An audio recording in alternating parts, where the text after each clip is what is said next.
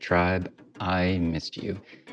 Before I forget, still getting used to the YouTuber thing. It's a thumbs up is really appreciated. They really help the video a lot. And subscribe if you're not subscribed. We'd love to have you. Oh, and remember to hit the notification bell to give yourself the best chance of YouTube actually notifying you when I have a new video, because believe me, they don't a lot. And comment. A comment is at least as good. It might even be better than a thumbs up as far as helping the video get picked up by YouTube's algorithms. But with that one, I just really love the comments. I love the questions.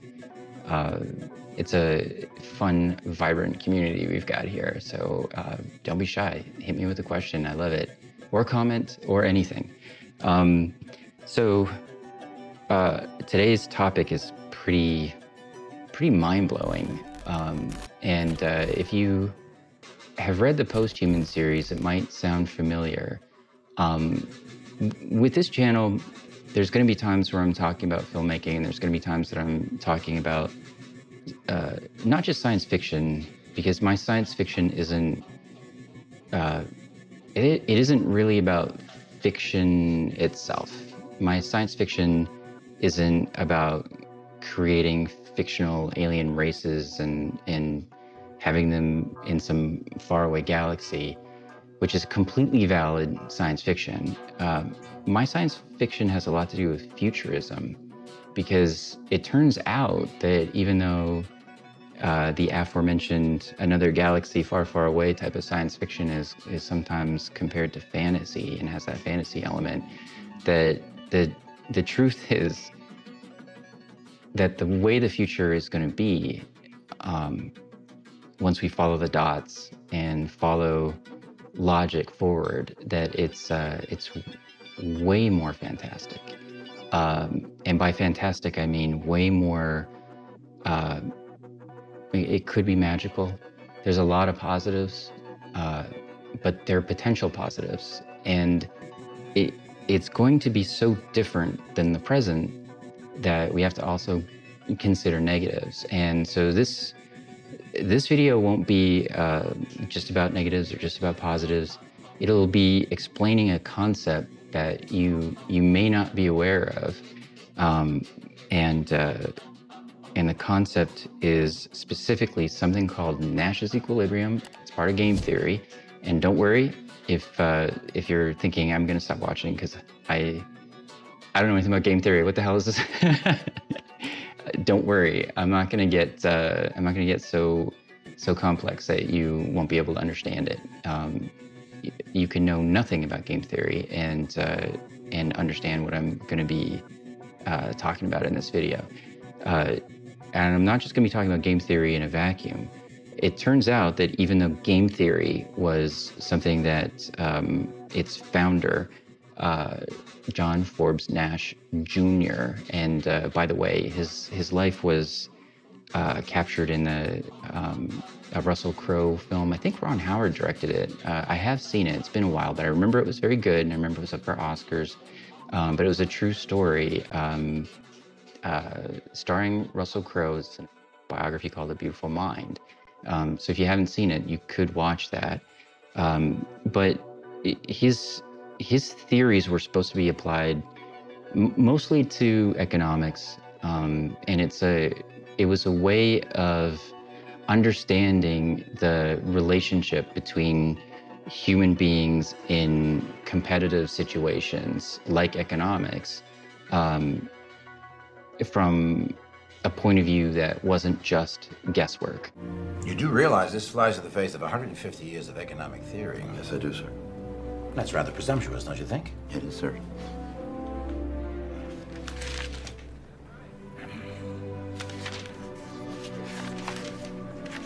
Well, Mr. Nash, With a breakthrough of this magnitude, I'm confident you will get any placement you like. That you could actually guess the right outcome more often through using the theorems that he invented. And it's very fascinating that it's something that you can apply when you think about AI, and specifically the type of AI we're talking about is artificial superhuman level intelligence. And what that means is artificial intelligence that is beyond the capability of the human brain. So let's go back. Let's simplify it for you so you understand what we're talking about here and what the implications are. And the implications are beyond anything. I mean, they're the most important implications. It's existential, actually. It could be the end of the species, but the reason why we talk about it is so that we're more aware, and then we can make better decisions. So, in my novel Subhuman, which is actually book 1 in my post-human series, it wasn't the first book I wrote. It was actually a prequel, but it was written to be book 1. I went back in time and showed readers how the post-human world came to be. Very early on, the protagonist in that book, Craig, has a meeting with the antagonist. Not necessarily the villain. It's a little different, but that's a whole other conversation. He's a much more complex character than just a bad guy twirling his mustache. But Colonel Payne was a very smart character. Payne explains game theory to Craig. Payne pulled out his sidearm and held the gun up for Craig to see. They teach you anything about game theory in medical school, Doc? Craig shook his head. Then you've never heard of Nash's Equilibrium? No, sir. Okay. Now we're in business. There's something I can teach you. In game theory, every scenario is broken down into a mathematical equation. And the entities in the game, whether they be individuals or whole countries, are assumed to be rational. You follow me so far, Doc? Yes, sir. Let me give you an example. Say you and I are gunfighters in the Old West. It's high noon. Payne wiggled the gun in his hand and looked at it almost adoringly. We've got a beef to settle, so there we are in the middle of the town, dust blowing up around us. Somebody is going to die. That's a given. Know why? No, sir. It's simple, Doc.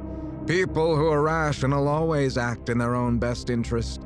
Let's put some numbers to it. Let's say you're making up your mind about whether or not to draw your gun and shoot.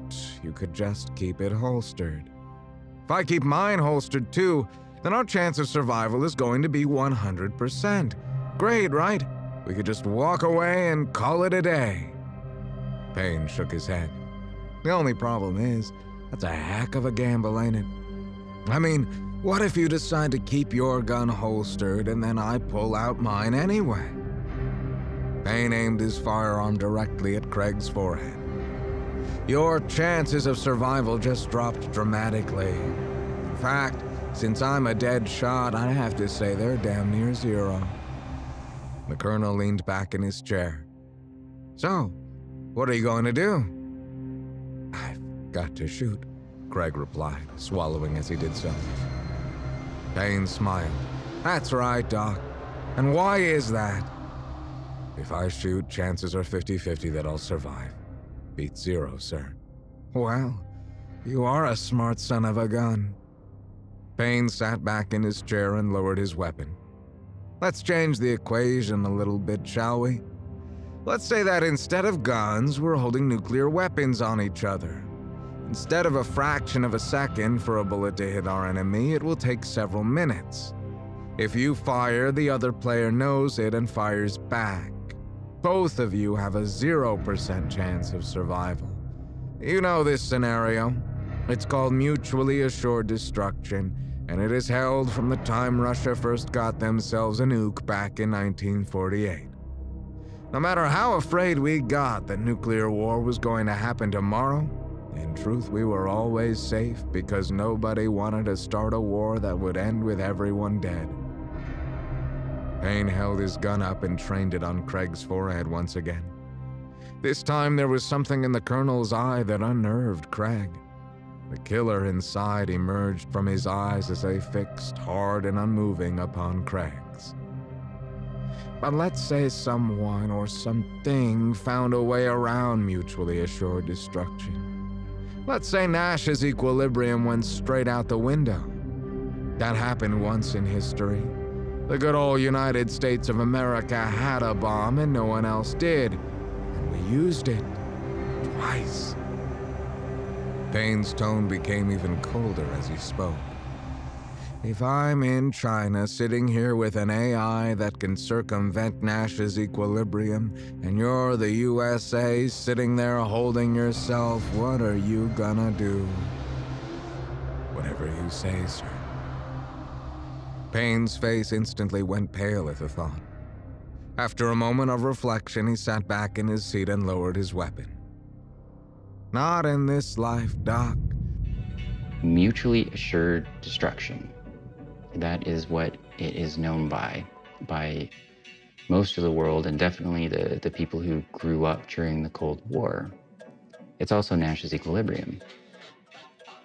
Now, until somebody can figure out a way, logically, to change that game, and that's also part of game theory, and it's even part of Nash's equilibrium, you have to figure out a change in strategy that will break the equilibrium so that you have a chance to actually win. A country that could do that would have the same unchecked, unquestioned power as the United States briefly had between 1945 and 1948. The problem is that there's so many different variables that nobody's figured out a way. But this is where we need to propose something, and it is this. If we accept that human-level intelligence isn't the highest level intelligence that could possibly exist, and I think people would say that's pretty fair.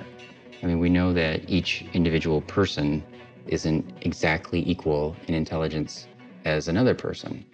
There's people that are intelligent in different ways. There are people who have extraordinary narrow talents, but unfortunately aren't necessarily the best in a broad or holistic way of thinking.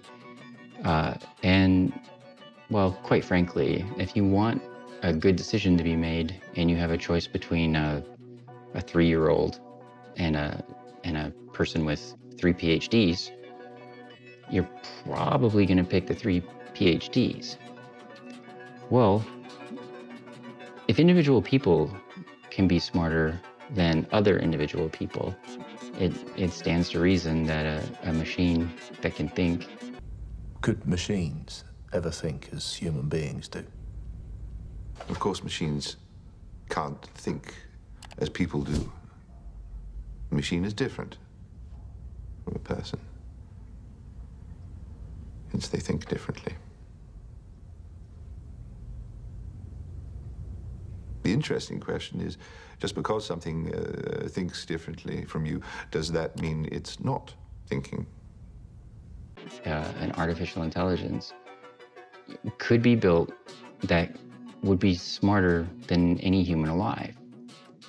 And if we were to access that level of intelligence, then we're left in a situation where we've got to assume that if there is a way around Nash's equilibrium, and I can pretty much guarantee that there is, that it would find it.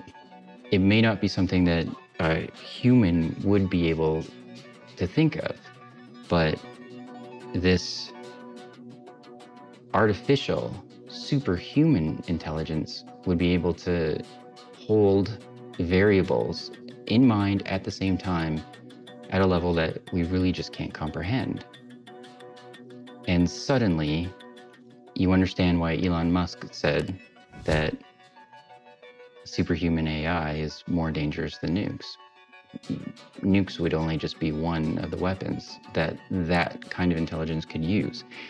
Now, I'm going to finish this, I guess I'll call it a lesson, but this video with one more point. And this one might feel less science fiction-y because I'm going to talk about AI that already exists.